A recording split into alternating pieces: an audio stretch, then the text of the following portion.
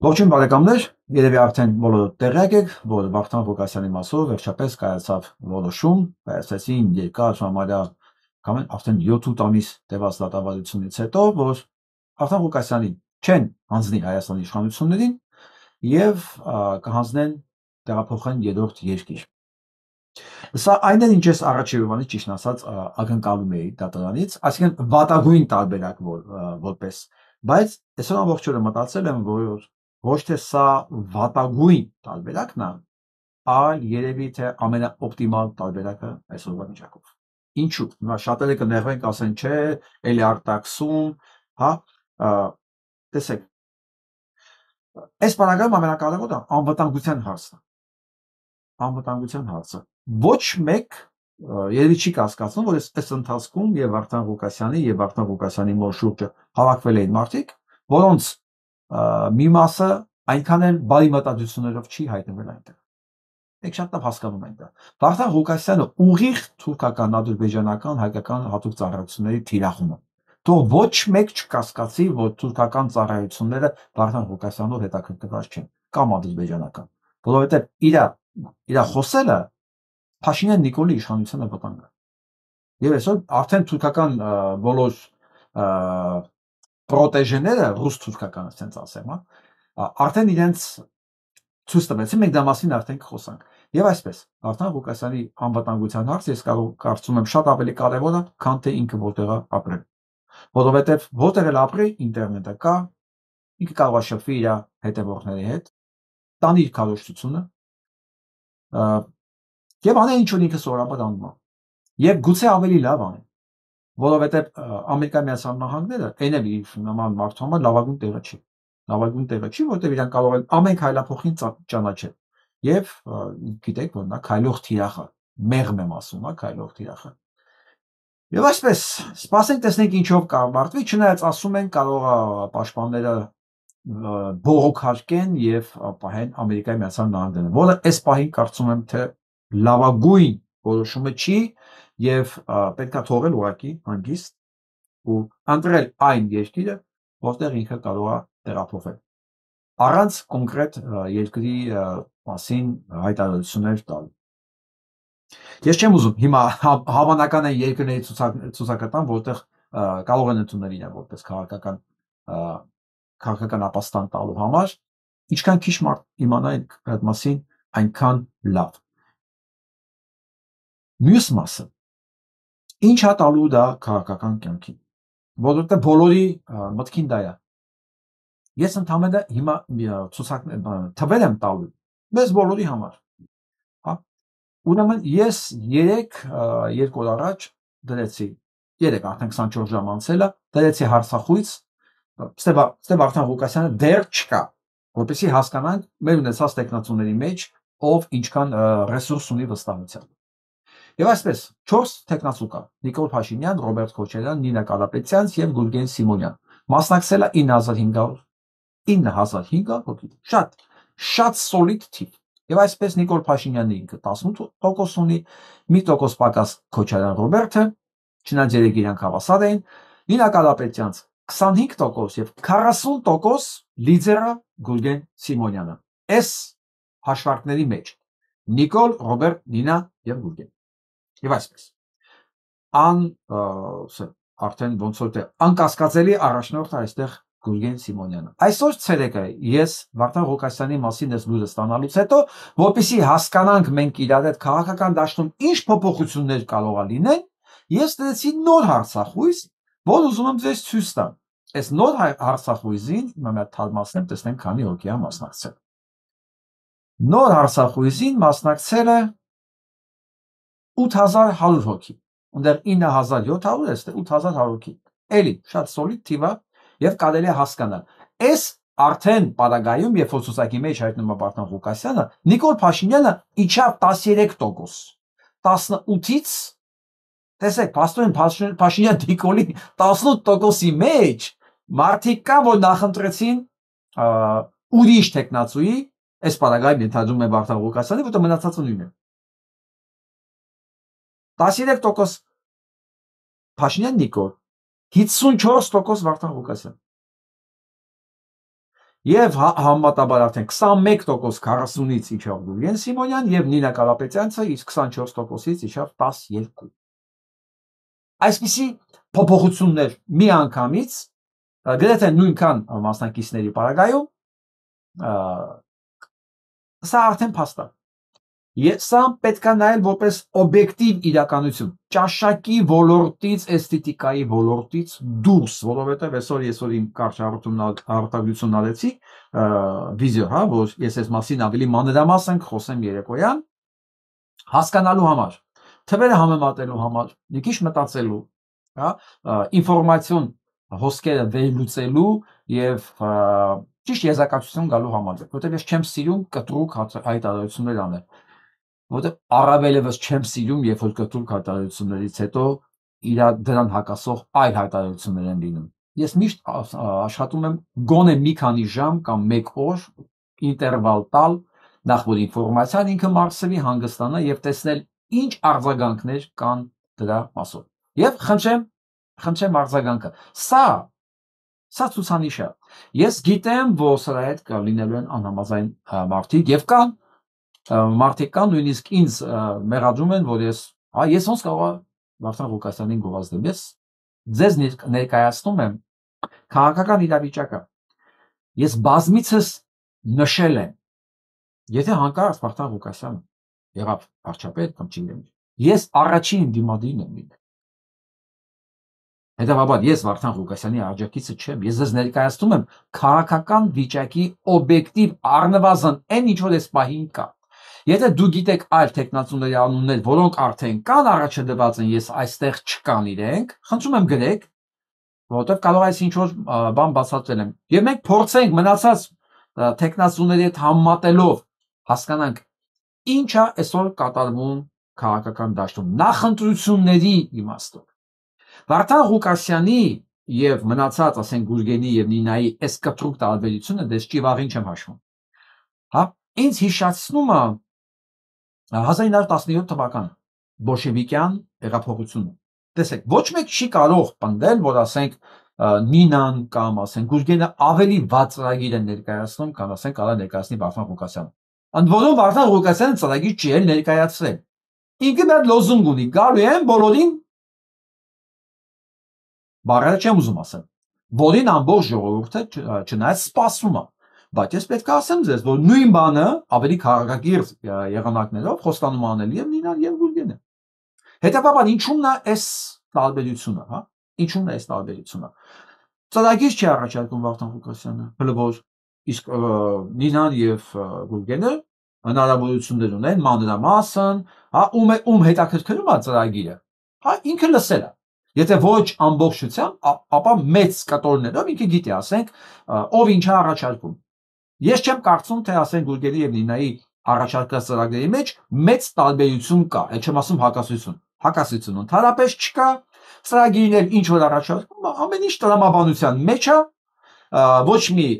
արտասովոր բան չկա, այսինքն մենք հեծանիվ չենք հորինում։ Այսինքն այնա ինչ որ անհրաժեշտ է ցանկացած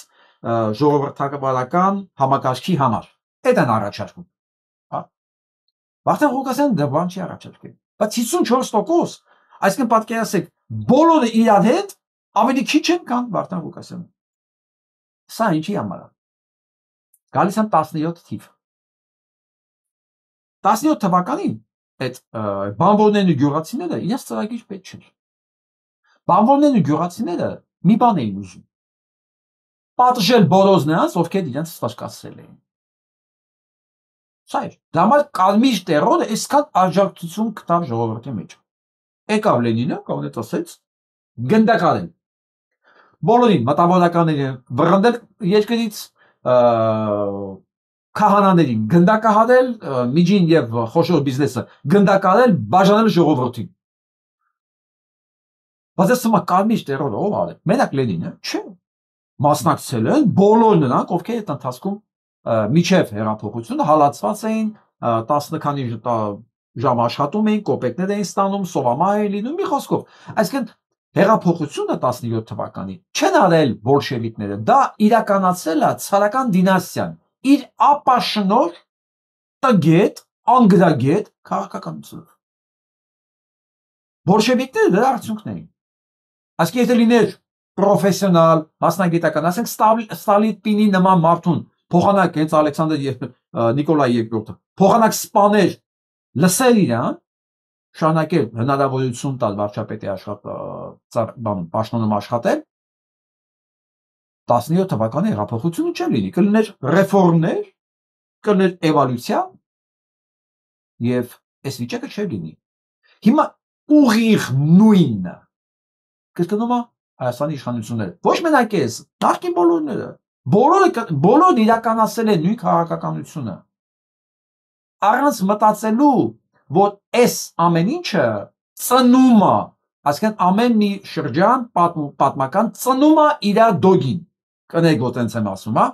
Այսինքն ծնում է այն մարդուն, որ գալիս ասում է, լսեք, տվեք այս իշխանությունը, ես նրանց բոլորին, բոլոր ծառերից կախել եմ։ Ժողովուրդ ասում է, թքավ ծորենքի վրա։ Թքած սահմանադրության վրա, կախեք, ես տեսնեմ հոգիս հանգստանում։ Այստեղ է ֆենոմենը, ոչ թե մեր ժողովուրդը չի սիրում օրենք, սիրում է հայոյանք, չէ։ Չկա տենց բան։ Ուղղակի այդ պատմական շրջանում մարդկանց ասում են, լսի, ինչ օրենք, ինչ բան, ես արդեն ամեն ինչի վրայով անցել եմ, ինձ մենակ կախելով դուք կարող եք կանգնացնել, ինչ չեք կարող դուք դատել, ինչ չեք կարող դուք սենց հասարակական պարսավանքի մեթոդներով կանգնացնել, ես արդեն այլասերված եմ այն աստիճան, որ իմ դեմ պետքա adekvat միջոցներ ձեռնարկել։ Մարդը գալիս է այդ պատմական շրջանում ծնվում է միշտ մեկը, ասում է բերեք, գիլյոտինը ստեղծեք, դա ֆրանսիական հեղափոխությունն էլ է նույնը եղել։ Հոկտեմբերյան հեղափոխությունն էլ է նույնը եղել։ Այս անգամ էլ է նույնը լինելու։ Դրանք պատմական պարտադրող, պատմությունը ինքն է թելադրում։ Ինչն է թելադրում եւ իր հերոսներին, եւ իր գործիքակազմը։ Մարդիկ ստեղ ուղղակի հնարավորություն ունեն ընտրելու, իսկ կառավարիչները հնարավորություն ունեն խուսանավելու, որովհետև երբ որ Փարիզում կախում էին, գլխատում էին թագավորներին, այդ ժամանակ Շվեդիայում, գիտեք ինչ են անում, թագավորը սահմանադրություն էր ընդունում։ Դանիա, Շվեդիա, այդ սկանդինավյան երկրներում արդեն իրանք պարլամենտ ունեին, անցել էին առաջ, հասկանալով հանդերձ, որ այդ կառավարումը բերում է հետևանքների։ Եվ, ասում, գլխատում էին ֆրանսիական թագավորներին, սկանդինավյան երկրներում պարլամենտ ունեին իրանք։ Ընտրում էին մասնագիտական կառավարություն։ Ինչ եմ ուզում ասել։ Ժողովուրդը միշտ հնարավորություն ունի ընտրելու, բայց երբ որ իշխանությունները այդքան այլասերված չեն եւ այդ հնարավորությունը տալիս են։ Հայ ժողովուրդը այսօր լինելով ինքը օրինապաշտ, թող ոչ մեկ այս բառիս վրա հանկարծ չհեգնի։ Հայ ժողովուրդը օրինապաշտ երկիր, օրինապաշտ ժողովուրդ է, որովհետեւ եթե հանեք, ասենք մի պահ պատկերացեք, վերանում է երկրից ոստիկանությունը։ Չկա, ոստիկանություն չկա։ Դուք եթե բառը դուրս գաք փողոց, դուք ոչ մի տարբերություն չեք գտնի։ Հայ ժողովուրդը իր ոստիկանը հսկում է թե չէ, ինքը նույն ձևի է ապրում։ Դուք ցանկացած երկիր գնացեք, Ամերիկա, Ռուսաստան, Վրաստան կողքի, Ադրբեջան, մի քանի օրով ոստիկաններին ուղարկեք տուն։ Տեսեք ինչա կատարվում։ Մենք է տեսել ենք։ Մենք ինքնակառավարվող ենք։ Ի տարբերություն այն կողքի երկրների։ Բայց երբ որ մեզ այնքան են սեղմում, ասում են դու մարդ չես, դու հաշիվ չես, մի խոսքով։ Այն ժամանակ անպայման ծնվում է մեկը, որ ասում է թքած օրենքի վրա, թքած սահմանության վրա, իսկ տվեք իշխանություն, եւ ես ձեր հարցերը լուծում եմ։ Եվ այդ մարդը աջակցություն ունի 54% այսօրվա վիճակով։ Այստեղ է ֆենոմենը։ Ոչ թե մեկը մյուսից լավն է։ Ասենք Նինա Կարապետյանցը ավելի վատն է, քան Վարդան Ղուկասյանը։ Բոլորի, ուղղակի Նինա Կարապետյանցի առաջարկածը այլ է։ Ժողովուրդը հասկանում է, որ դա լավ է, բայց սրտով ինքը ուրիշ բան է ուզում։ Սա էտապ է, որ պիտի անցնի։ Ես սա վրա նայում եմ որպես պատմական շրջան։ Ինքը անպայման պետք է լինի ու պիտի անցնի։ Ինքը այս թարախի պատկուճը պետք է պայթի թարախը դուրս գա, հետո որ վերքը սկսի լավանալ։ Այն երկրորդ էտապով արդեն գալու են քաղաքական դաշտ որպես պահանջված գործիչներ, այնպեսին է ինչպես Գուրգենն ունին։ Բայց այսօր ժողովուրդ ուրիշ հայտ է ներկայացնում։ Ուստեղ հետաքրքիր բան ասեմ։ Նիկոլի 18-ից 13 իջները դոգի պարագայում։ Սա պատահական չէր։ Բոլորովին պատահական չէր։ Սա ամենաշատն է, որ սարսափացնում է Փաշինյան Նիկոլի ռեժիմին։ Ինքը շատ լավ գիտի սրա մասին։ Եվ վերջը ամերիկյան դատարանի որոշումը շատերի սրտով չի, ես հասկանում եմ Վարդան Ղուկասյանի արձակիցների, բայց Նիկոլի կառավարության համար սա սարսափ է, որովհետև իր համար ամենակարևոր բանը որ պետք է լիներ, նրան գոնե ձենը կտրելն էր Վարդանի միջև ընտրություններ, պլյուս մինուս, հա, կամ ընտրություններ, կամ հանձնել ընդհանրապես Հայաստան, բայց ոչ մի պարագայում իրան ազատ թողել, որովհետև արդեն էական չի, Ալյասկայից կխոսա, թե ասենք Նորվեգիայից, թե Զիմբաբվեից, բոլորին կապ չունի ինտերնետը, նույն ձևի է, ինքը նույն ձևի հասանելի է լինելու։ Այս որոշումը Նիկոլի կառավարության համար, ինչ ասեմ, դատավճիռ էր։ Դամա այն տխուր արձագանքները, որ այսօր ստացել է, բայց ոնց կլինի տեսար ինչ եղավ բան։ Ոչ մի չէ, ժողովուրդ ջան, ինչ է։ Ավելի լավ, էլ ոչ մեկ չի զանգի, ոչ մեկ չի գնա իրանց միջոցով Վարդանի վրա դուրս չեն գա։ Նույնիսկ եմ ասում, ստե անվտանգության հարց կա ու հաստատ առնվազն 3 երկրի խանգարում է Վարդան Ղուկասյանը։ Նիկոլ, Թուրքիա, Ադրբեջան։ Բայց չեմ ասում Ռուսաստան, ես չեմ ուզում դան գտնեմ։ Ուզում է, չի ուզում, չնայած որ ուզենա Նիկոլին փոխի մի անգամ, մեկ անգամ, հա։ Բայց առնվազն 3 թշնամական կառույցներ, Նիկոլի իշխանություն, թուրքեր եւ ադրբեջանցիներ, հաստատ հետաքրքրված են, որ ոչ մի բան չսպառնա Փաշինյան Նիկոլի իշխանությանը։ Ոչ թե ատում են Վարդանի, որ իրանց ինչ որ բան է, ոչ մի բան չի արել, բայց Նիկոլի իշխանությունը պետք է ամեն ձևով պահեն իրանք, որ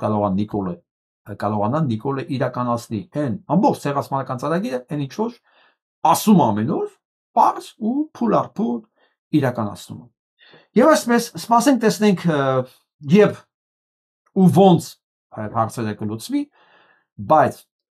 որը ինքը տեղափոխվեց նոր տեղ։ Հուսով եմ կստանա այն հնարավոր աջակցությունը, նոր ազնագիր, նոր անուն, մի խոսքով պաշտպանության այն ծրագրերը, որ սովորաբար այդ պարագաներում լինում են, հա։ Եվ որը YouTube-ի կոճակը Վարդանը սեղմեց ու սկսեց խոսալ, այս ժամանակվանից սկսում է սևորելը Փաշինյան Նիկոլի եւ ոչ միայն բոլոր նրանց, ովքեր այս կամ այն կերպ կապված են Փաշինյան Նիկոլի հետ։ Բայց ինքը դեռ ոչ մի բան չի ասել։ Դեռ ոչ մի բան ինքը չի ասել։ Ու արդեն Նայիրի Հոխիկյանը նեղված է։ Դոգը լինելու է Նիկոլի գլխավոր աջակիցը։ Պատկերացնում եք։ Չեմ իջ։ Ուղղակի տեսեք ինչ է ստացվում։ Մի անգամից սա չեն հասկանում, որ ճիշտ կլինի երևի մի քանի օր լռեն։ Նոր ունենց կարծիք ասեն, ուսից մի անգամից չերևա, որ ասենք Անժելայի նման ամբողջ 5-րդ շարասյունը սարսափում է այդ մարդու խոսալուց։ Հետաքրքիր է, չէ՞, որ 5-րդ շարասյունն է սարսափում Նիկոլի համար։ Այդ 5-րդ շարասյունն է Նիկոլին պահում խորհրդարանում, 5-րդ շարասյունն է սարսափում, որ հանգած դոգը պետք է խոսա։ Լավ, դուք այդքան անուղեղ եք։ Դուք մտածում եք, ժողովուրդը չի հասկանում դուք ինչ եք անում։ Հա։ Մի խոսքով, սա որպես փաստ ընդունեցինք եւ գնացինք։ Եվ մի անգամից այսօր երկրորդ նորությունը երրում է քաղաքական դաշտը արդեն։ Սա պարզվում է, Գագիկ Ծառուկյանն է ակտիվացել։ Սա մասին գրում է Սուրեն Սուրենյանցը մեծ հիացմունքով, որ սիրելի հայրենակիցներ, օրս Գագիկ Ծառուկյանը հանրությանը ներկայացրեց առաջարկ Հայաստանի նախաձեռնության նախաբանը։ Գագիկ Ծառուկյանը առաջարկ ունի փաստորեն։ Սա մեր քաղաքական կյանքի շրջադարձային վիճակը։ Պատկերացնում եք Գագիկ Ծառուկյանը,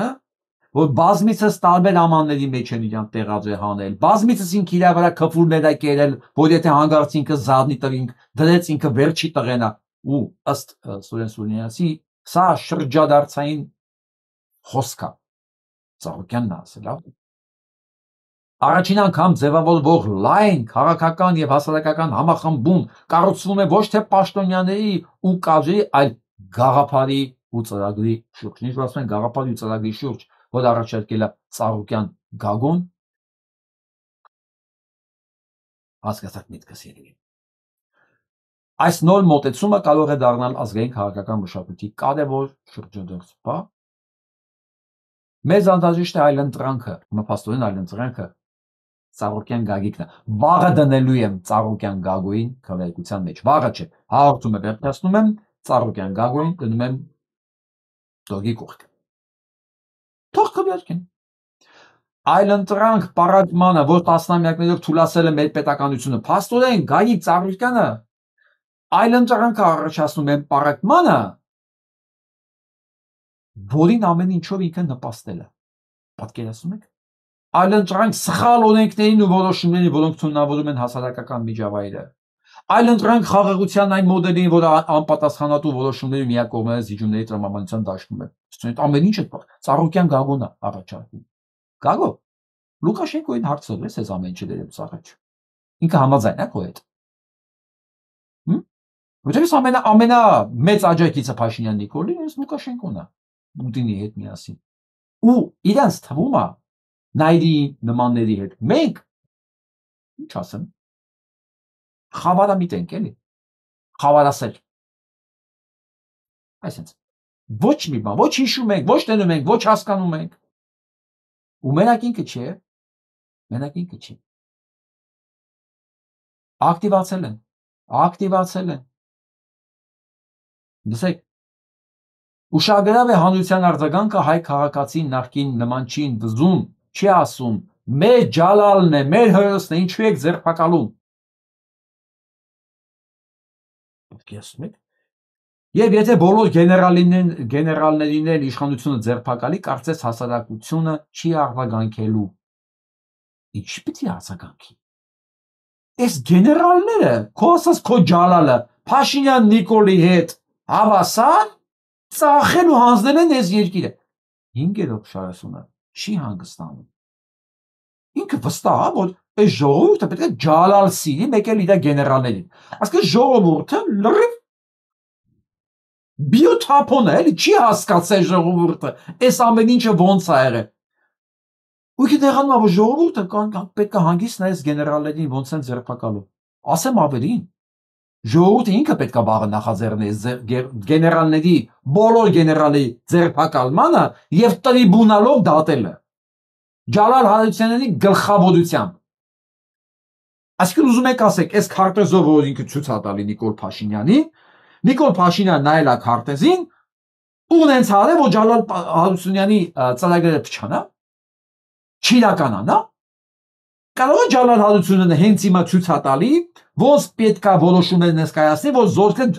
շրջափակման մեջ լինի։ Ոնց է նկարագրում, որ նենց է բերելու ադրբեջանցիներին հասցնի տեղ, որ այդ ընթացքում ոչ մի վնաս չունենան։ Կամ ոնց անենք, որ հնարավորինս մաքսիմում Ադրբեջանը կարողանա գրավի քիչ զոհերով, չնայած անկախ այդ ամենի 22,000 զոհ են տալիս։ Կարող է դա բացատրում Հասմիկ Բաբաջանյան։ Դուք ինչ եք մտածում, թե հայ մարդը, ասա վիրավորական է էլի։ Լուրջ եմ ասում, դուք Փաշինյան Նիկոլից ինչով եք տարբերվում։ Փաշինյան Նիկոլն էլ է մտածում ձեր նման, որ ժողովուրդը դեբիլ է, ոչ մի բան չի հասկանում։ Ինքը չի հասկանում, ով ինչ արել։ Բասոն ըստ Հասմիկ Բաբաջանյանի Ջալալը, դա ազգային հերոսն է, Նիկոլը թշնամին։ Հիմա իրար կողքով կանգնած է։ Անոր Նիկոլը ցանկացած ժամանակ ասել է, աղբետ, ես հրաման չեմ տվել։ Ես եմ որոշումները կայացել։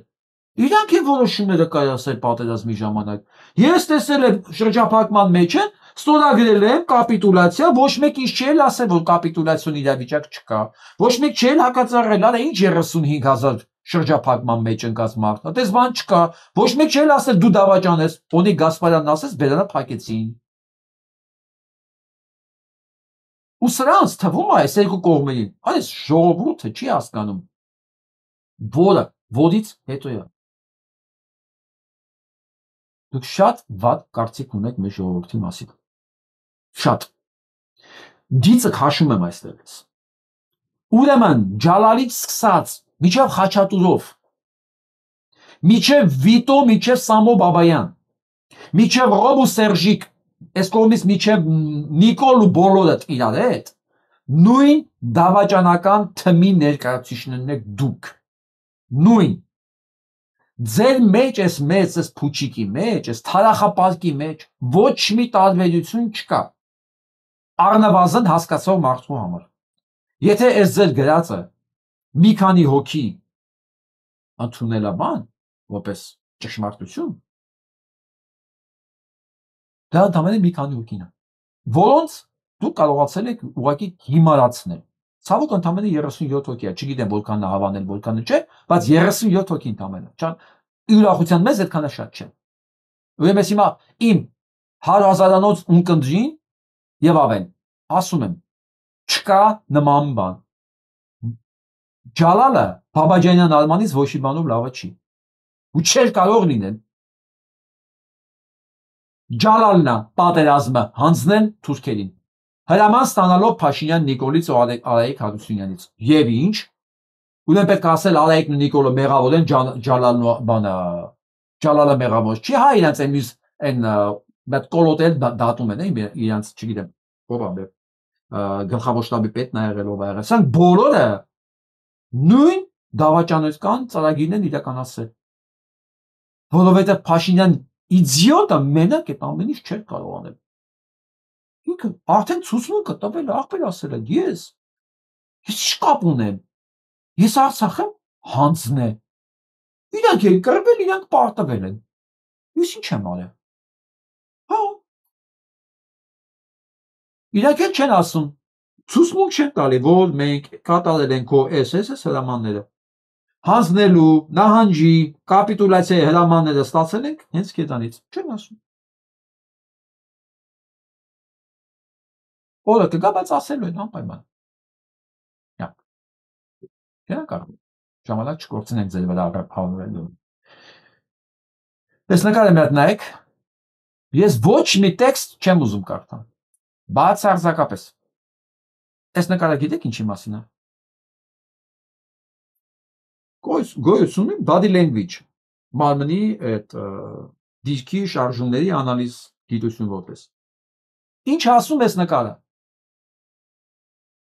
որ մի կողմում նստած է ինքնավստահ տարածքը վայելող, հանգիստ, ոտերս չռած, այսենց, Ալիևը, ու դիմացը նստած առաջ եկած, կծկված, կուզ, ուսերը նեղած, Եթիմը ծառան իրա, սա տեր ու ծառայի խոսակցությունը, ոչ մի բան չեմ ասում, ես տեքստը չեմ լսել, ես չեմ էլ ուզում լսեմ, այս վիճակը ինձ արդեն ամեն ինչ ասում է, եւ ցանկացած մասնագետի, որ ցույց տաս, ասես ինչի մասին է խոսքը, բայց հարաբերությունները նկարագրի, ինքը մի քանի բան էլ ավել կասի, ասեմ ավելին, աջ ձեռը, մի քիչ ավելի դետալների վրա անդրադառնամ, աջ ձեռը դրած ասենց, սա թելաձող դիճքն է, այսենց, ես իրենի կսկված լսում է, այնի ասում է, աջ ձեռով, հետ նստած, այս վիճակով ասում է, այնի լսում է, սենց հրամաններ են տալի, ես լակեյներին շեֆերը, ուղղակի որ մի քիչ տարբեր ռակուրսներից մեջ, ոտերի դիրքը նայեք, լայն, Ալիևը, հանգիստ, Էնի կծկված, աշակերտի նման նստած, լալված, մի խոսքով, որ տարբեր ռակուրսներն հազար բան կարելի ասել, բայց ընդհանուր ասեմ, սա տիրոջ ու լակեի խոսակցությունն է, եւ ցանկացած մարդ, ով սա նորմալ ընդունում, ինքը իր լակեի բնության, իր ոչնչություն բնության մասին է խոսում, ինձ դրանից ոչ ավել, ոչ պակաս, սա վիրավորելու համար չեմ ասում, Էս սա նորմալ ընդունողը մատնում է իր համար այս վիճակը նորմալ համարելու փաստը։ Ոչ մի արժանապատիվ մարդ իրան այս վիճակում չէր ուզենա տեսնել։ Դա ማለት այս վիճակը նորմալ չի համարում։ Ով նորմալ է համարում, ասում է ես էլ կարա այդ վիճակում լինեի։ Սա ոչ մեկի ոչ մի բան չի ապացուցել կամ վիրավորել։ Սա է։Ելի հայրենակիցներ, մենք դիմակայում ենք չարին, ողջ աշխարհին սպառնացող չարին ու ահաբեկչությանը։ Մենք չունենք նավթի ու գազի պաշարներ։ Մենք ունենք հայրենիքի համար կյանքը չխնայող ու սխրանքներ գործող երիտասարդներ։ Մենք չունենք ծով, բայց ունենք մեր թիկունք նամուր պահող հերոսական ժողովուրդ։ Եվ ի վերջո, մենք ի տարբերություն թշնամու չունենք 10 միլիոն բնակչություն մեր երկրում, բայց ունենք 10 միլիոն բնակչություն ամբողջ աշխարհում։ Այդ ինչի մասին է խոսքը։ Եվ ունենք սփյուռք։ Իմ այս կոչն ուղղված չէ պարզապես 10 միլիոն հայի, այլ 10 միլիոն պայքար մղողի, 10 միլիոն ոչինչ չխնայողի ու 10 միլիոն հաղթողի։ Ուզում եմ ձեզնից յուրաքանչյուրն իրեն մեր չափ պայքարող զգա։ Ուզում եմ ձեզնից մեր չափ պայքարող։ Իսկ կարողա մեզանից յուրաքանչյուր նաև ձեր չափ ստախոս զգա իրան։ Ապա տեղեկատվություն ծառայող։ Իրավունք ունենք, եթե ձեր չափ պայքարող ենք, ուրեմն նաև իրավունք ունենք ձեր չափ սխալ ինֆորմացիա տարածող, մի խոսքով ստախոս լինել կարելի է։ Ինչ թվում անպայման։ Յուրաքանչյուրը մտնի իր խրամատը ու մղի իր պայքարը։ Ես ամեն օր հարյուրավոր, հազարավոր նամակներ եմ ստանում արտերկրի մեր հայրենակիցներից։ Հարցնում են, թե ինչպես կարող են օգնել, ինչ ուղարկել։ Այդ օգնությունները նպատակային ու կառավարելի դարձնելու միայն մեկ տարբերակ կա։ Նվիրատվությունները պետք է անել Հայաստանի համահայկական հիմնադրամին։ Վերջ։ Սրանք պատերազմի ժամանակ մի ձեռով կոտորում են ժողովրդին, որտեղ ասեն այդ զորքը ինչ գործ ուներ այնտեղ։ Ախր դա Ադրբեջանի տարածք էր։ Մի ձեռով կոտորում են ժողովրդին, մյուս ձեռով դրա համար փող են հավաքում, ասում են փող, անհատական մի ուղարկեք, ուղիղ հիմնադրամ, որտեղից միանգամից քաշենք մեզ։ Հիմա որտեղ է արդյունքը։ Հիմնադրամ.org եւ ԱՄՆ-ի տարածքից Armenian Fund.org կայքի միջոցով։ Անձամբ եմ երաշխավորում, որ հիմնադրամին ուղղված ցանկացած նվիրատվություն իր նպատակին ծառայում է բազմապատիկ անգամ ավելի։ Անձամբ է երաշխավորում, չէ՞, մեծ հարց եմ տալի։ Բա սրան այս անձնական երաշխավորման համար փող ուղարկողները բան չունեն ասելու։ Այան առակի ծնունդ հələ մի վարքյան դու ես չի անձնական երաշխավորում։ Ես տվեցի փողը, իմ տան վերջի կոպեկը տվեցի, քո անձնական երաշխավորմամբ։ Հետո քո կառավարությունն փողը վերցրեց, սարքեց իրան պատկեվատրման ֆոնդ։ Դու ստեղ ինձ ասելիք չունես։ Բա ո՞ր է քո երաշխավորը։ Ինչով ես գլխով է, չի երաշխավորում։ Բա գլուխը դու լա, չի այն մնչի մաուսեիդ վրա։ Արդյունավետ։ Այս պատերազմում հաղթանակի գրավականներից մեկը ամուր թիկունքն է, եւ ես վստահ եմ, որ դուք այդ ամեն րոպե, ամեն վայրկյան ավելի եք ամրացնելու։ Մենք միասին հաղթելու ենք այս պատերազմը։ Դե ինչ, Բա, միջև վերջ, հաղթում ենք, միանգամից հաղթելու ենք, փողը բերեք։ Մեկ է փող։ Չկա։ Պետք է 35,000 հոգու շրջափակումից։ Բա։ Հիմա կա, չէ։ Հիմա սա մարդիկ են, չէ՞, տեսնում փողոցներում։ Տեսնում են, ես ասեմ ավելին, տեսնում են, բարև են տալիս, ժպտում են, ծրսխնում են, ասում են, ինչ հրաշալի օպերացիա կազմակերպեցիք դուք մեր գլխին։ Մեր ասկի գլխին, մեր ճակատագրի սենց գլխին։ Այս մարդը տուժել է այսքան բան անելուց հետո։ Չէ։ Միշտեր պետքա տուժած լիներ։ Հետո դուք զարմանում եք, որ մարդիկ ուզում են մեկին, որ գալու է ասի ինձ դատարան պետք չի։ Մի քանի ամիս դատարան պետք չի։ Սրանց կախեն վերջացնեմ, հետո կդատեք։ Ամենքս դեպի մեր խրամատը, ի գործ։ Ի գործ։ Ի գործը ձեր փող տալն է, վերջ։ Մեր կոտորել լավ, ձեր փող տալն։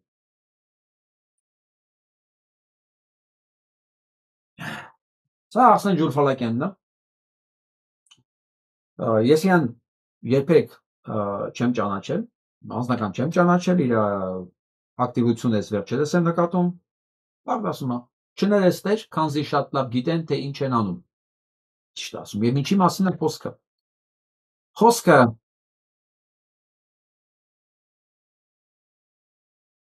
Սրբազանի մասին է, դատելու մասին է։ Այսօր ես այս նկարը որ դրեցի, այնքան այնքան ոչ adekvat բաներ գրվեց ինձ կոմենտների տակ, որ ոնց թե այս մոլին ինչի եք դրեն կոմիտասի կողքը։ Ես մեկին պատասխանեցի, որ եթե մոլլա լիներ Սրբազանը, այսօր չէր դատվի։ Մոլլա լիներ այսօր կլիներ Նիկոլ Փաշինյանի աշխատակազմի ղեկավարը կամ կաթողիկոս։ Չէ, մոլլա չի, ստեղ է խնդիրը։ Այն որ ինքը կոմիտաս չի, ես գիտեմ, որ ինքը կոմիտաս չի։ Բայց կոմիտասին էլ չեն ուղարկել սպանելու, որովհետև ինքը հանճարեղ կոմիտատներ։ Չէ, կոմիտասի հետ բոլոր մտավորականներին են, բոլոր հոգևորականներին, գրողներին, երաժ բոլորին են ուղարկել սպանելու, որովհետև ինքը հայ էր։ Հայ էր, հոգևորական էր, երաժիշտ էր։ Ուղղակի բոլորին սպանեցին, բայց ամբողջ եվրոպական երաժիշտների միությունը կարողացավ իրաց դեսպանատներով ապստամբել, մեծ աղմուկ բարձրացնել եւ կոմիտասին հետ վերադարձեցին Աքսորից, բայց արդեն շատ պատ հոգեվիճակում։ Մնացոր թուրքերն են կոմիտասի հետ ալելեն են, ինչ որ այս թուրքերը անում են Սրբազանի հետ։ Չէ՞ որ այդ ում տարան գնդակահարելու, այնտեղ էլ բոլորը կոմիտաս չէին։ Ուղղակի նրանք մեծ մեղք ունեին։ Նրանք մտավորական էին ու ազգությամբ հայ։ Այսօր էլ Սրբազանին, Աջապահյանին դատում են, որտեվ ինքը հոգևորական է։ Ինքը չի ուզում թուրքանա։ Ոչ թե ինքը իդեալական է։ Որտեվ կոմիտասի հետ ուղարկած սպանվածներին ոչ մեկ իդեալական չէր։ Ոչ մեկ։ Գրիգոր Զորաբան միջև վերջի վարկյանը Թալյատի ինգերներ։ Միջև գլխատեցին, միջև եկան իր հետևից էլ։ Ինքը ընդհանրապես իդեալական չէր։ Ինքը չէր նկատում ինչա կատարվում Ադանայում, Կիլիկայում, չէր նկատում։ Ինքը շարունակում էր նարդի խաղալը, ինքն էլ իդեալական չէր։ Ոնց որ իդեալական չի, ասենք Աջապահյանը։ Ինքն էլ չէ գիտեր ինչա կատարվում Արցախում, ինչ էր կատարվում Սերժի ժամանակ, ինքը իր նարդին էր խաղում։ Ինքն էլ իդեալական չէ։ Բայց այսօր իրեն դատում են, ոնց որ Զորաբին դատեցին։ Սպանեցին, ձեռնային ճարդիները իրան էլ կսպանեին։ Չենց ով իմանում կարող եւ սպանեն դեռ։ Բայց ընդհանուրը երկուսի մեջ մի բան է։ Երկուսն էլ հայ են, երկուսն էլ հոգևորական։ Այս Փաշինյան Նիկոլը չի դատում Աջապահյանին ուրիշ բանի համար։ Դատում է հենց դրա համար։ Ու հետն էլ դատում է կաթողիկոսին։ Նկատել եք կաթողիկոսը։ Չկա։ Ոնց է մեռած լինի։ Կարող է մեռել, բայց չեն ասում, որ տրամադրությունը չընկնի այդ մարդու։ Կաթողիկոս, Գարեգին, այս բոլորը քո համար են գնում։ Լավն են, վատն են, այս բոլորը քո համար են գնում։ Ու իրանց դատում է Նիկոլը, իրանց սպանում է թուրքը։ Որովհետև Փաշազադեն ասել է, պետք է պատժես քո հոգևորականին, որովհետև իրանք մեծ սպառնալիքն են, ախպեր չեն ուզում հանձնվեն։ Վերջնական։ Այդպես որ, որ ես կողք եմ դրել, չի նշանակում, որ Աջապահյանը իր տաղանդով կոմիտասը չէ։ Ուղղակի երկուսն մեծ մեղք ունեն, հայ են ծնվել, երկուսն հոգևորական են։ Ցանում է իրանց մեղքը։ Եվ իսկ թվում էր մեծ բան պետք չի սա հասկանալու համար էլի։ Ու այս ճակատագիրն է լինում բոլոր նրանց բարեկայում, երբ Հայաստանի իշխանությունը թուրքերն են վերցնում իր սերքում։ Բոլորն են տուժում, բոլորը։ Ինչի մենակ Աջապահյանն է այսօր բանտում, չէ։ Ինչքան մարդ կա բանտում այսօր։ Հələ ինչքան մարդիկ պետք է հայտնվեն բանտերում։ Մինչև 26 թվականի մայիս, հունիս։ Մենակ մի բանի համար, որտեղ իրանք թուրք չեն։ Ավելին, իրանք հակաթուրք են, այ դրանում է իրանց մեղքը։ Ոչ իրանք կարող լավ հոգևորական են, թե չէ։ Աջապահյանին ես այնքան հարցեր ունեմ, ու հիմա պետք է այդ հարցերը տամ։ Ես այսօր իր պաշտպանն եմ, բայց ոչ նույն համար, որ ինքին սրտի հոգևորականն է։ Բոլորովին։ Որովհետև ես արդեն ասեցի, թուրքը իրան ինչի համար է դատում։ Ուղղակի մի անկեղծ առանց պատասխանական կալելու։ Սրբազան։ Գոնե մի քիչ զղջում ունես քո ապրած այս կյանքի մեջ, ձևի մեջ, մարդկանց վերաբերմունքի մեջ ես, ինձ թվում է դու խելացի մարդ ես, երկար ժամանակ ունեիր արդեն ես ամեն ինչը քննելու, քննադատելու, մտածելու, քո պահվածքը լավ է, չես ընկճում, բայց որ ասում ես ես մեղավոր չեմ, մի ասա որ դու մեղավոր չես, դու մեղավոր ես, բայց քեզ դրա համար չեն դատում, դու մեղավոր ես այնքանով, որ դու կաթողիկոսի հետ հանդուրժեցիր Արցախի կորուստը, մտածելով, որ դա Արցախի կտան կմնանք էլ, մենք մեր գանձարանով, քանով դու մեղավոր ես, մի ասա դու մեղավոր չես, որովհետև դու արդարանում ես Նիկոլի դեմ, դու իրավունք չունես արդարանալ Նիկոլի դեմ,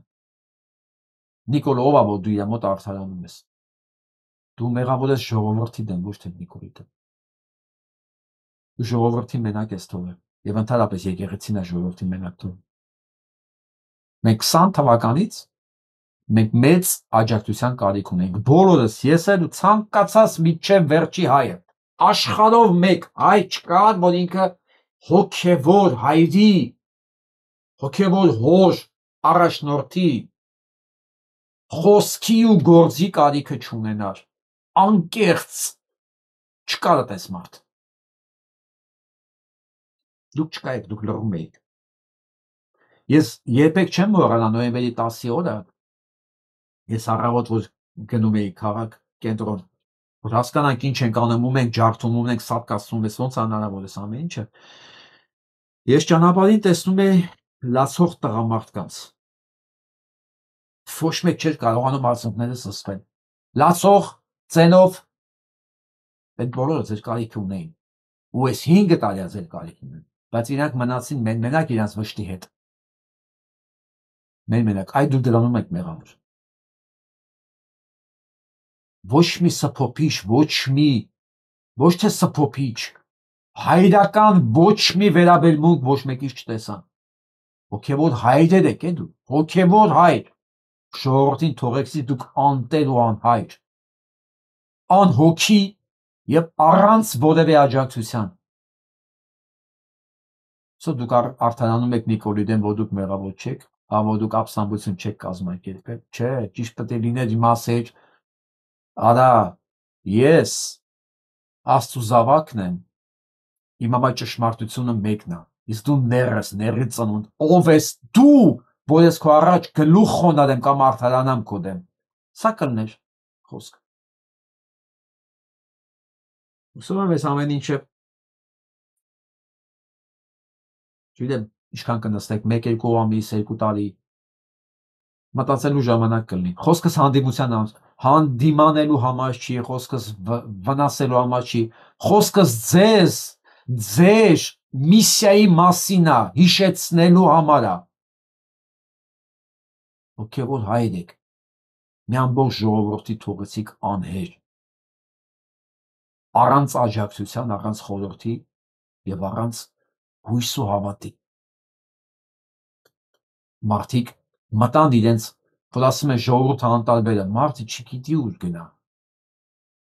մարդ անզոր է սանց դեմ, ինքը երբ որ տենում աջակցություն չկա, ինքը փակվում է իր ներսում, ամեն մեկը չի որ սենց խոսալով իմ նման գլուխը պատեպատ տալով լուծումներ փնտրում, չէ, երբեմն ես էլ եմ ընկնում իրանց օրին, ուղղակի ես չեմ կարող ուրիշի վրա հույս դնել, բայց դա չի նշանակում, որ ես դա կարիքը չունեմ,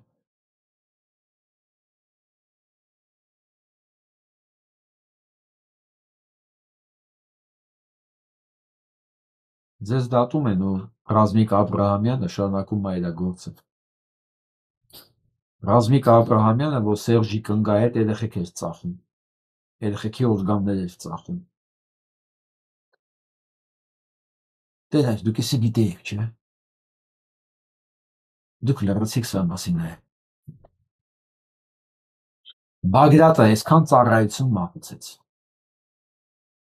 Բագրատ գետադարձը, Նիկոլը թքած ունենա դրաղը,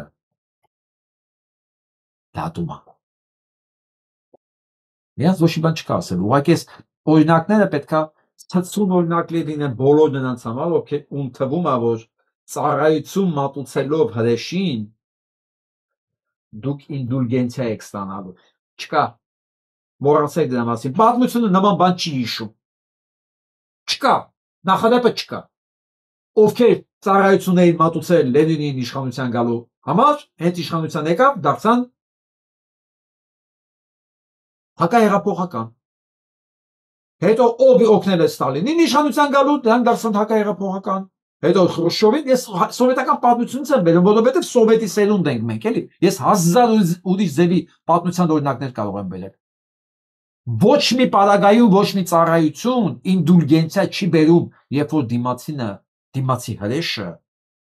ավելի է հրեշանում դրանից, երբ որ կորցնում է իր առաջվա կախվածությունը։ Չկա տենց ինդուլգենցիա, չկա տենց ծառայություն, որ հավերժ ինքն ես մեր արժեք ունենա, որ դա հիշեն ու ասես ձեռ չտան։ Չէ։ Սա վերաբերվում է այսօրվա քպեականներին այլ բոլորին։ Սրանք լավ պետք է հիշեք, դուք բոլորդ ողորմիլիներդ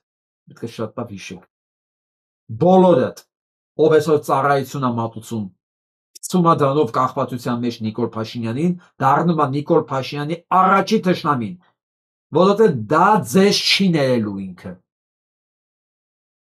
Չի ներելու ու առաջինը դուք եք ու դարետակ։ Վերջ։ Արդեն դուք գիտեք դրանց հետո ինչքան եք։ Նստացույց հացադուլ Գյումրու եկեղեցու բակում մի քանի քաղաքացիներ պահանջում են ազատ արձակել Միքայել Սրբազանին։ Գիտեք, թող անեն, թող մտածեն, որ իրանք գործ են անում։ Հա, թող իրանք մտածեն, իրանք շատ կարևոր գործ են անում։ Ես չեմ ասում դա կարևոր գործ չի, ցանկացած պայքարի ձև ընդունելի է եւ անհրաժեշտություն է։ Բայց ես կուզենայի, որ ես նույն ընկերները նույն ձևի պահանջատեր լինեն այս ժամանակին Միքայել Սրբազանից։ Դու բոլորից, բոլոր հոգևորականներից։ Գիտեք, մեր մի հատ բան կա, որ մենք Նիցշեն արտակարգ ձևակերպում ունի։ Ասում եմ մենք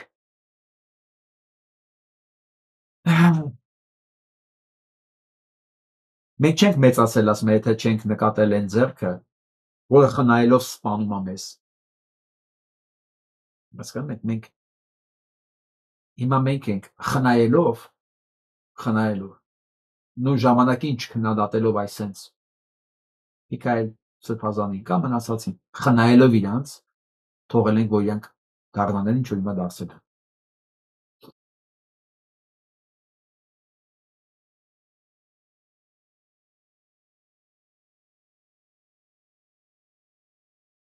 Սա Ամրամ Մակինյանն է։ Փաստաբաններին կոչ է անում, որ չմասնակցեն Արմինե Մելիքսեսյանի նախագահության որևէ նիստի։ Արմինե Մելիքսեսյանն այն դատավորն է, որ դատել է Սրբազանին։ Ամրանն է։ Ամրանը գիտեք ո՞վ։ Ամրանը այս դատական, քնչական, մի խոսքով էս ուժային իրավական համակարգի ամենակարկառուն ներկայացուցիչներից մեկն է, Սերժի ժամանակ։ Ամրանը հիմա բողոքում է մի բանից, որի հիմնադիրը ինքն է։ Ամրանը երբ որ հրահանգով գործեր էր կարում մեր վրա, ծռերի վրա, հիմնադիր խորհրդարանի անդամների վրա,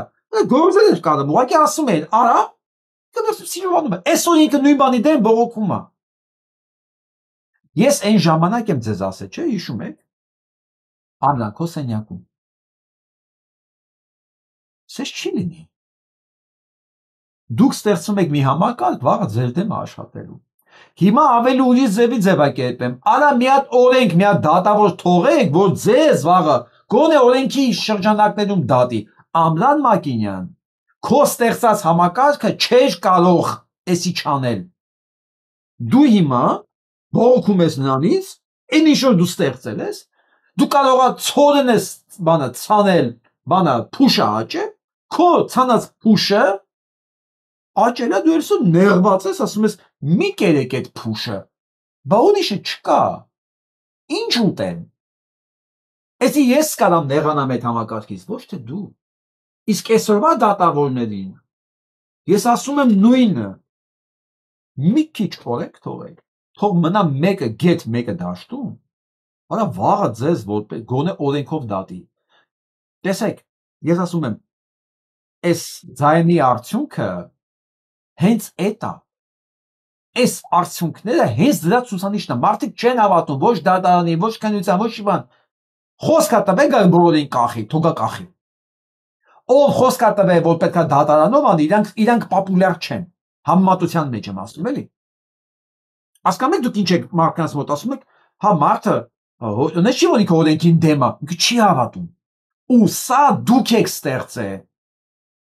Դուք դուք բողոքում եք, որ թող չմասնակցեն Արմինե Մելիքսեթյանի նախագահության որևէ նիստի։ Բա ում նիստի մասնակցեն, ամբողջ համակարգ տա։ Այդ համակարգը դուք եք ստեղծել ձեր ձեռքով։ Ասում եմ դատավորը վերդիկտով մեղավոր է ճանաչել 422-րդ հոդվածով, դատավճիռը կարդաց 442-րդ հոդվածով։ Պատկերացնում եք, մի ձեր, ասիկը մեղավոր է այս հոդվածով, բայց դատվում է այլ հոդվածով։ Դուք հասկանում եք ինչ եք անում դատավորներ այսօրվա։ Վաղը ձեզ, սենց ասեմ, հա, մեղադրեն կաշառակերության համար, բայց դատավճիռը կարդան դիտավորյալ մարդասպանության համար։ Դուք այսօր բերում եք դրան, որ վաղը ձեր նկատմամբ լինելու է։ Դուք չեք կարող ասել Ամլան Մակինյանի նման իմ նկատմամբ մի արեք էդի։ Ոչ չէ, դու ես արել էդի։ Այդ ով ասեց, որ քեզ կարելի է, բայց քո նկատմամբ չի կարելի։ Ով ասեց։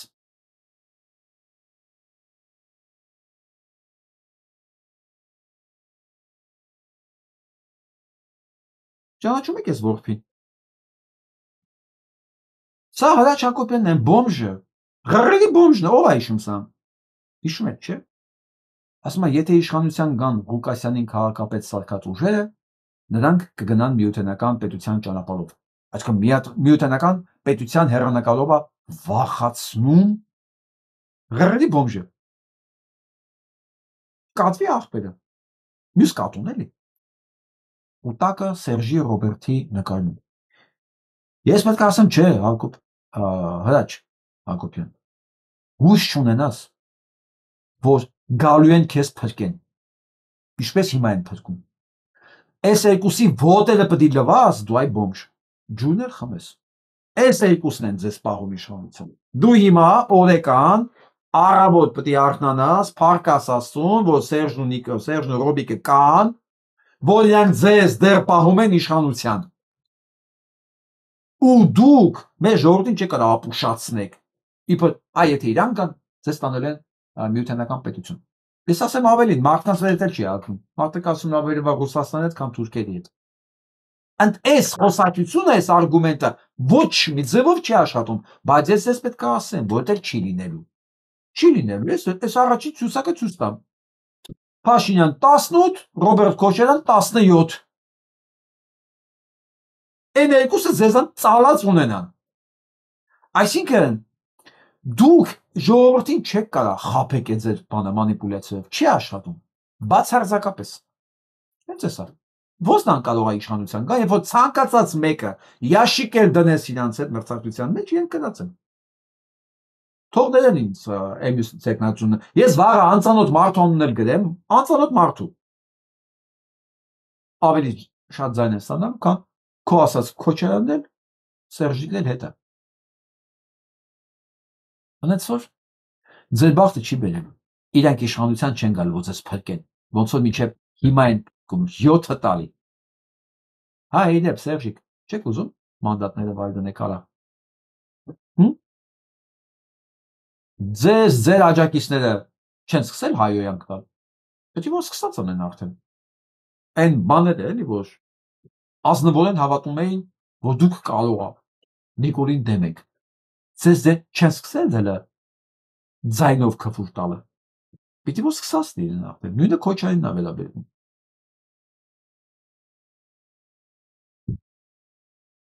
Մենք սանդոսենք։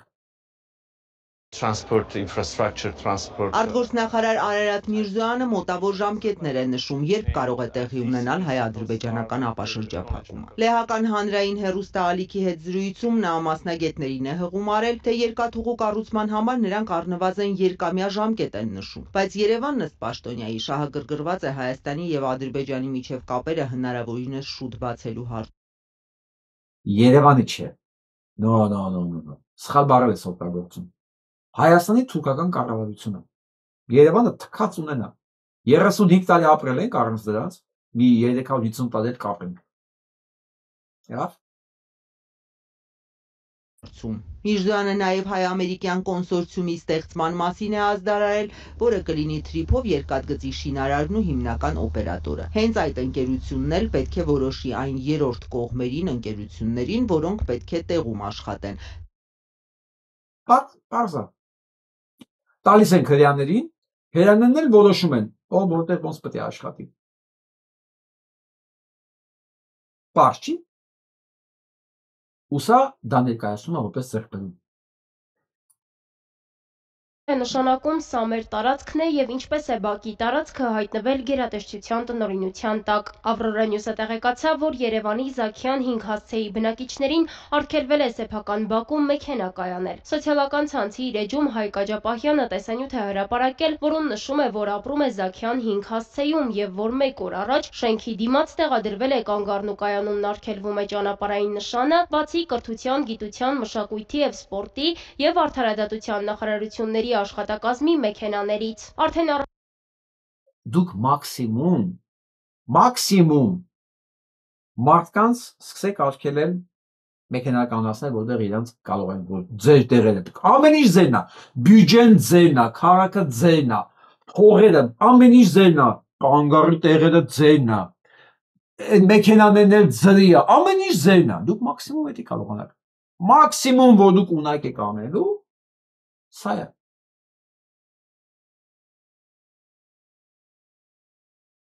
Ժողովուրդ, ովքեր սրանց կողքը կանգնած են, արդարացնում են կամ չեն նկատում։ Դրանք ձեր անձնական թշնամիներն են, ոնց ասեմ ձեզ։ Դրանք իրենց անձնական թշնամիներն են, դրանք իրենց երեխեքի անձնական թշնամիներն են, դրանք բոլորի թշնամիներն են։ Բոլորի թշնամիները, այսինքն իրանք ստեղծում են մի իրավիճակ, որ այդ պահին ով իշխանության է, ոնց որ Աբրահամ Մակինյանն է, էլի։ Ոնց է մնացած այս այդ պահին ով իշխանությանն է, ինքը իրավունք ունի անի ամեն ինչ, ընդ որում դրա դիմաց զոհաբերելով ամենակարևորը պետականություն, սահմանադրական կարգ, որ մարդը, հասարակ մարդը ոչ մի պաշտպանվելու շանս չունենա հնարավորություն։ Ես էլ չեմ ասում բանը անձնական անվտանգության մասին, չէ, պաշտպանված, պարզ պաշտպանված լինելու մասին։ Այսինքն նույնիսկ եթե իրանք էլ վաղը չնեն պաշտոնի, իրանք էլ պաշտպանված չեն լինելու։ Դա մանամ ասում, իրենք իրենց թշնամիներն են։ Այսինքն եթե մի վիճակ է ստեղծում, երբ դու պաշտպանված ես այն ժամանակ, երբ որ իշխանության մեջ ես, նշանակում է այդ մարդիկ թշնամի են։ Մի անգամ մի հատ բան եղավ, հարց եղավ, չէր լուծում էլի, ծանոթներից մեկն ապեց, արա հարց չկա, ասեց, կզանգենք այդ հարցը լուծվի, չէ, հարցը էդի չի, որ դու զանգես այդ հարցը լուծվի, ինչի պետք է այս հարցը լինի, առաջանա, որ դու ստիպված լինես զանգես, ես չեմ ուզում դու զանգես, որովհետև ինչ պարտադիր է, որ ես ունենամ քո նման մեկը, որ դու զանգես այդ հարցը լուծվի։ Եթե հասել է դրան, նշանակում է մենք պետություն չունենք։ Ես հիմա իս լավ չեմ զգում, որ իմ հարցը լուծվելու է։ Ես վատ եմ զգում, որ եթե ես չունենայի այս հնարավորությունը,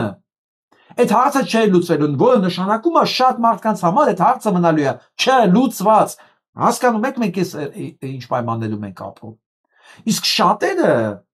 այդ թշնամիները մտածում են, այսօր ես այդ հարցերը կարողանում եմ լուծել։ Պարկինգից հարցը կարողանում եմ լուծել, կամ չգիտեմ, ես մի հարցը կարողանում եմ լուծել, որտեղ զանգողներ ունեմ։ Թշնամի է այդ մարդը, եւ իրա եւ բոլորի։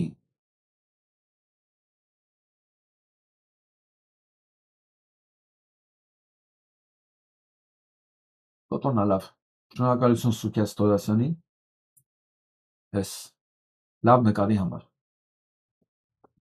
Ուղղակի դուրս եկավ ասի անպայման դες հյուս տա։ Մյուս հայտարարությունը Աղազարյանը փող վարչապետի պաշտոն է ուզում։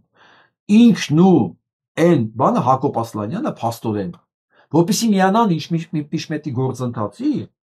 արդեն պաշտոն են ուզում։ Նայեք, ես ձեզ ասեմ,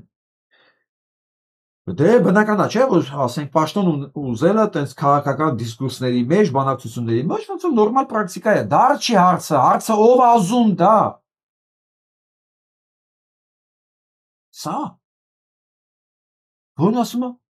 դե ես աշխատավարձից չեմ կարող զրկվել, ես վարկ ունեմ, բայց հաշվարկեմ չի արել։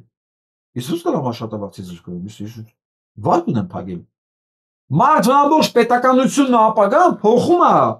ու դրա մասին խոսում է, ասեն իր ինտելեկտը չի հերիքում նույնիսկ նրան, որ ինքը չխոսա այդ մասին գոնե։ Կարող ես բանը չի լսվում։ Նույնիսկ ասում եմ ինտելեկտը չի հերիքում, որ դա չասի։ Այս մարդը սա համակարգային ողբերգություն է, որ այս տեսակ մարդը կարող է այս բաների մասին մտածի։ Գիտեք ինչի է դա, որովհետև սենց է Հովիկ Աբրահամյանը ժամանակին ասել է քաղաքականությունով զբաղվելու համար շատ ուղիղ պետք չի, այսինքն Աղազարյան Հովիկն էլ Ասլանյան Հակոբի հետ կարող են այդ հարցերում խոսան։ Եթե Փաշինյան Նիկոլը վարչապետ է, ինչի ես չեմ կարող փող վարչապետ լինեմ։ Հասկանում եք որտեղ է իջացած ամեն ինչը։ Սա ազգային ողբերգություն եմ համարում։ Նույնիսկ սրա հնարավոր տարբերակը, որ այս կարգի մարդը տես բաներ կարա մտածի, որ սա հնարավոր է, սա հասարակության ողբերգությունն է։ Որտեղ սրան վաղը չի տեսնելու ոչ մեկը փողոցում ասի Հովիկ։ Արանգիտ ջան, դուք կամ են սկամեյկեն են, որ պատի տակ դրած է, կամ են ծառի տակ դրած է, որ մարդիկ նստում են վրեն, կամ դու ինտելեկտով եւ օգտակար գործողության գործակիցով չեք տարբերվում իրարից։ Հələ են սկամեյկեն են աթոռը, ավելի մեծ ծառայություն է մատուցում, մարդիկ գոնե դրա վրա նստում ու հանգստանում են։ Ոչ մեկ սա իրան չի ասելու վաղը։ Ես հիմա ասում եմ, փոխանցեք իրան, որ դու Հակոբ Ասլանյան բոլորդ այն նույնիսկ այն ծառի տակի են աթոռները չարժեք, հələ։ Մի վիրավորեք այս ազգին։ Դուք չկաք։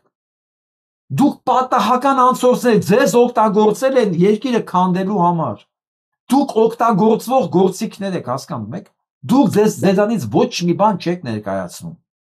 Դուք նույնիսկ համարձակություն չունեք սեփական կարծիք ունենալու, որովհետև վարկ եք փակում։ Դուք հասկանում եք, որ դուք ոչնչություն եք։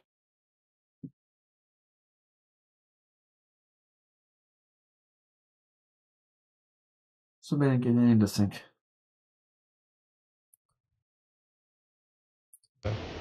Վերջին շրջանում Հայաստանում սպանությունները ավելացել են, ըստ ինչով է դա պայմանավորված։ Եթե sense ղեկավար ունենանք, սպանությունները ավելանալու են ամեն օր։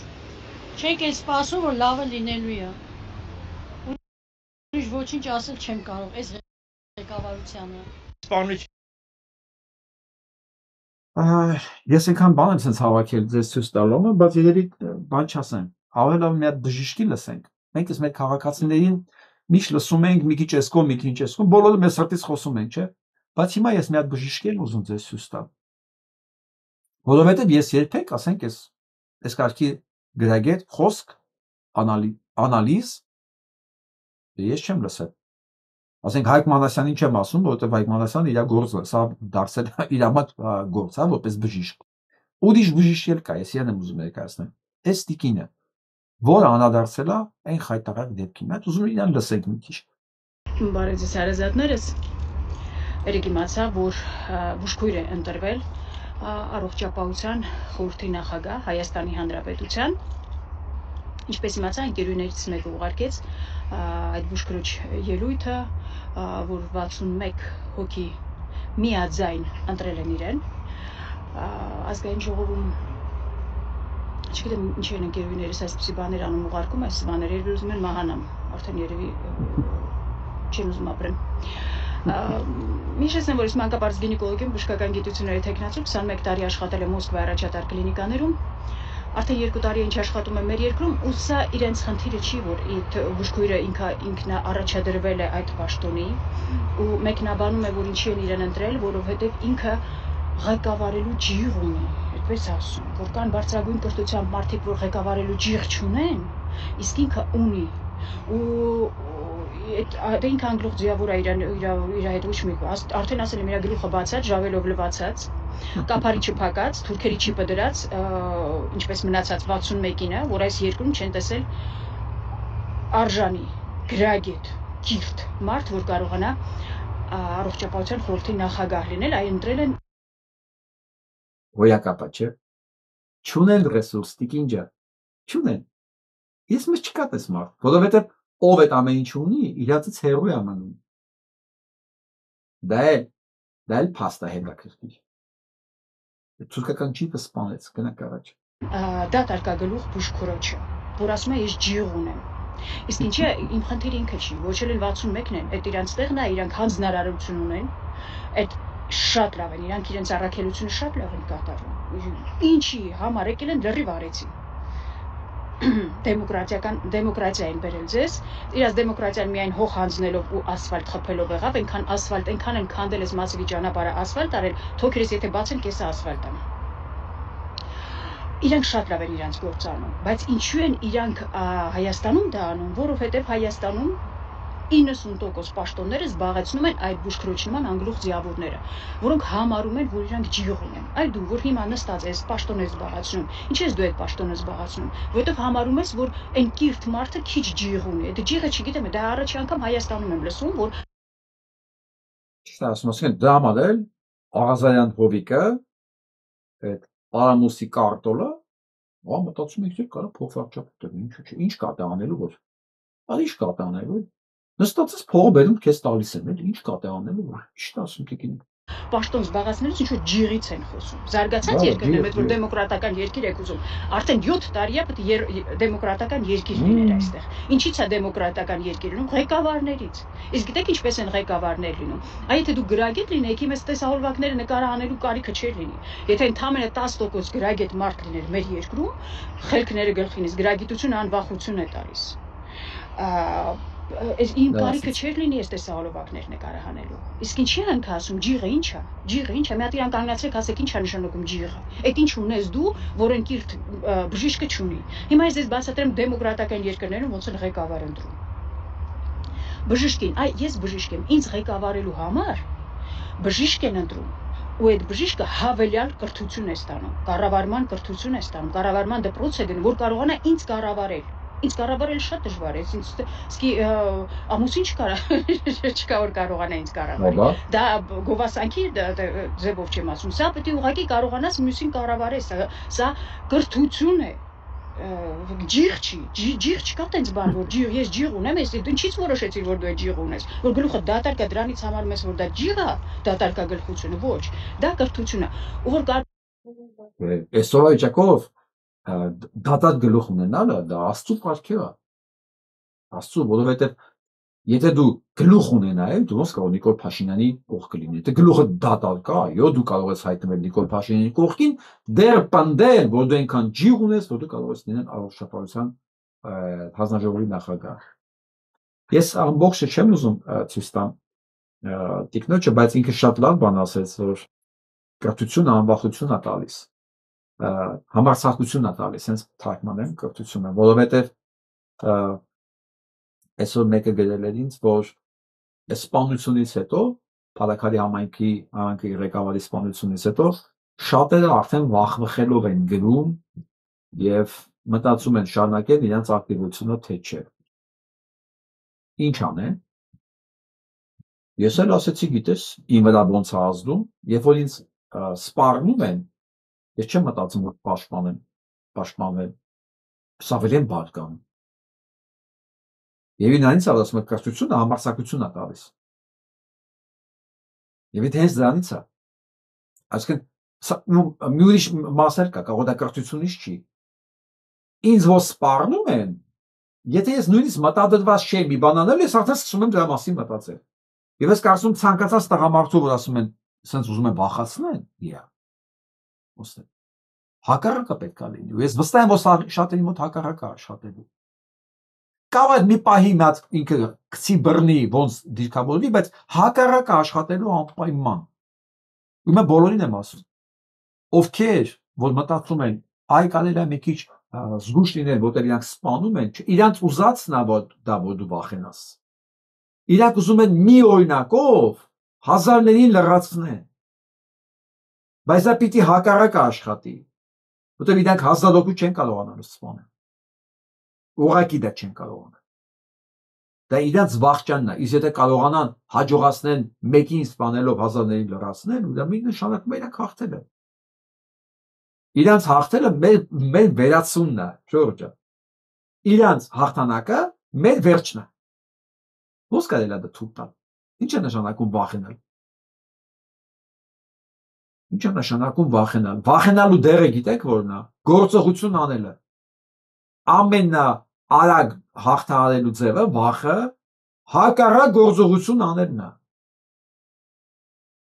Խփում են ավելի ուժեղ պետք է խփես, գոռում են ավելի ուժեղ պետք է տանց վրա գոռաս։ Սրանք ուրիշ ձև չեն հասկանում, սրանք անասուն են, ինչ ասեմ, կներեք, թողից կենդանիներն են, կենդանիները հիշում եք, չէ, ասում են, առողջական երևույթ են, սրանք մարդկային ստեղծածն են։ Սրանք մարդու ձեռով ստեղծած անասուն են, սրանք ուրիշ լեզու չեն հասկանում։ Իսկ եթե հանկարծ իրանք զգան, որ իրանք գոռոցին հակահարված չկա, ահո, դա մեր վերջն է։ Ու դա ոչ մի պարագայում չի կարելի թույլ տալ ուղղակի։ Ես եմ ուզում ձեր համար մի հատ կարդամ։ Հայաստանի 60%-ը երևի տուֆից է կառուցված, բայց մենք տուֆին մեր հարգանքի տուրքը նորմալ չենք էլ մատուցում։ Հարցն չի, որ իր հերթական հիմարություններից է։ Ես այսօր այս տեքստը որ կարդացի, մտածեցի մարդ ինչքան ասելու բան չունի, որ օդ է լցնում, օդ եթեր է լցնում։ Ինքը այնքան դատարկ է արդեն, եթեր է լցնում։ Մյուս կողմից երևի հույս ունի, որ այնքան հիմար կգտնվի Հայաստանում, որ ինքը սկսի սրա մասին մտածել, մենք պետք է հարգանքի տուրք մատուցենք տուֆին։ Մարդը հարգանքի տուրքից է խոսում տուֆի նկատմամբ, որ տարավ տասնյակ հազարավոր երեխեք սպանեց ուղղակի։ Հարգանքի տուրք։ Մերքան մահաց սպանվել էին Արցախի համար, ինչ հարգանքի տուրք։ Ուրիշի հողի համար եք մեղել, մերքանը տարավ սպանեց, դեռ դուք ինչ գործունն եք ընդ։ Ինքը ոնց որ մոռացել է, որ 2 տարի առնվազն պատերազմից առաջ ինքն է ուղարկել մարդկանց ծառայել ունդեղ։ Ինքն է հրամայել, հայտարարել է զորահավաքները, բան, ինչն է եղել էլի։ Սա հարգանքի տուրքից է խոսում։ Երկու հանգամանք, որ չկա ասելիք, դատարկությունն է տիտանական, չգիտեմ, ինչ կա այդպես համեմատական բառ, տիտանականը լավ համեմատական չի տեղ դատարկության։ Անհատակ ասենք լավ։ Մյուս կողմից, որ հույս ունի, որ կգտնվեն ամեն դեպքում մի 13% կատարյալ հիմարների շերտ, որ կասի, ուրեմն պետք է գնամ վաղը մեր պատին, որը տուֆից ամենան հավանականությամբ Երևանում, կամ տուֆի հանք մտնեմ, այնտեղ հարգանքի տուրք մատուցեմ։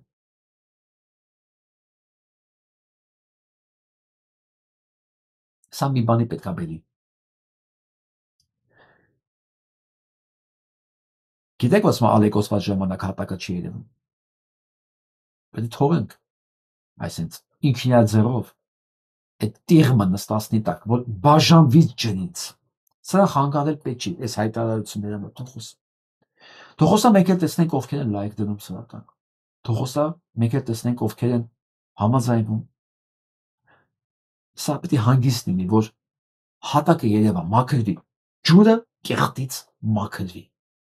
Մի ափսոսեք, եթե կտեսնեք այդ կեղտի մեջ, որ այդ ընթացքում մաքրվում է, ձեզ հարազատ մարդիկ լինեն, անպայման լինելու են։ 13% քիչ չի։ Դա ուտապես 10-ից 1-ն է, 10-ից 1-ը մեծ հավանականություն կա, որ ասենք մեր ծանոթ բարեկամ կամ ընկերներից լինեն։ Պետք չի դրա համար դարդանել։ Դա իր ընտրությունն է, վերջը դուք մեղավոր չեք դրա համար։ Դուք չեք կարող մարդու տեղը ապրել, մարդու տեղը որոշումներ կայացնել, մարդու տեղը մարդ լինել, դուք չեք կարող։ Ձեզ ընդամենը մնալու է մի բան, հարմարվել այդ մտքից, ընդունել ոնց որ կա ու հրաժարվել դրանից։ Որովհետև եթե դուք չհրաժարվեք, ամենամեծ վտանգը ձեր կյանքում այդ մարդն է լինելու, որի համար էս ամեն ինչը նորմալ է, դրա համար եմ ասում, սրանք ամենամեծ վտանգներն են իրենց կյանքում իրենց համար։ Ես սրանց բոլորին ցանկանում եմ իրենց նմաններն ունենալ իրենց տան մեջ։ Ես սրանց բոլորին ցանկանում եմ իրենց տան մեջ ունենալ Նիկոլ Փաշինյան, տան մեջ։ Եղբոր տեսքով, հոր տեսքով, մոր տեսքով, զավակի տեսքով, չգիտեմ, ընկերոջ տեսքով, թող ունենան։ Տեսեք, որ չեմ ասում, անիծվեք դուք, ես կողմ, չէ, ես իրաց սիրում եք այդ, ես ուզում եմ դուք միշտ դրանով շրջապատված լինեք։ Մեզանից հեռու։ Դուք եք սիրում, ես այդ ձեզ հետ եմ ցանկանում, ասես, դուք միշտ տեղ լինեք, որովհետև դա ապահովված վախճան է։ Գարանտիան վրա դա վախճան է, որովհետև այդ տեսակը ստեղծող չի, օգնող չի, փրկող չի, արարող չի։ Դա սպառող, դավաճանող, սպանող տեսակ է։ Դուք պիտի ձեր տեսակով շրջապատված լինեք, որ մեկը մեկին դավաճանեք, ոչնչացնեք, սպանեք, ուրանաք, ինչի որ դուք արժանի եք։ Թողեք, դու կեղտը ջրից առանձնանա, առանց էմոցիայի։ Ցավում եք մարդու համար, դա իր ընտրությունն է։ Ինչ արած։ Մենք քիչ ընկերներ կորցրեցինք այս ընթացքում, չէ՞, բայց դա իրենց ընտրությունն է, չէ՞։ Մնում է դա հետ հարմարվել, թողեք։